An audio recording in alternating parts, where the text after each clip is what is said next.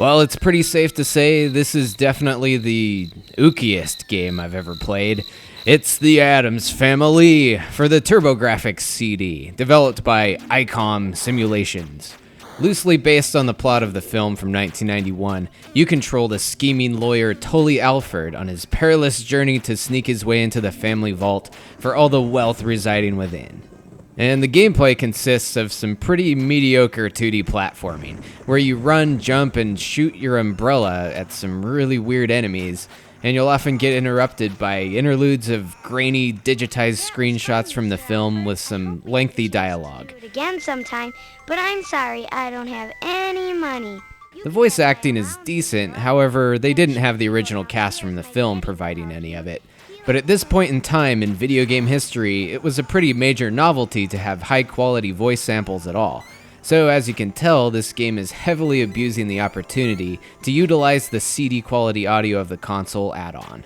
This also comes through in the game's soundtrack, which actually does add a kind of ooky ambiance to the game. But I'd say sometimes it gets a little bit too ooky for my tastes. What the hell is going on in here?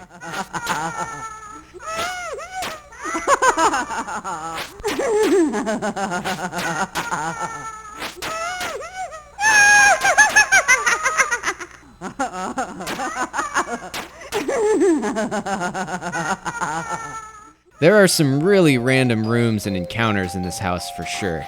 You'll often get into little boss battles with various family members, including this one with Wednesday, who even resorts to throwing her NES at you. And you'll also notice here an enemy movement pattern that occurs very often in this game, where it just kind of homes in on you with reckless abandon. The pattern recycles itself enough times to get very tedious and very annoying. You'll also have to wander around quite a bit, searching for the correct key to open up new areas in the main hallway of the house. And there's no continues either, so it's not long before you'll end up with a rage quit. The graphics are decent, the audience watching at the bottom is even kind of a clever touch, but the presentation alone cannot save this game from obscurity. More Addams Family games would be released in the future for other consoles like the Super Nintendo, Genesis, and a few others, but development was taken over by Ocean Software, who took a different approach and used Gomez as the main character. Although, those games were also a bit rough, and it's pretty clear the franchise will never be able to top the groundbreaking NES classic known as Fester's Quest.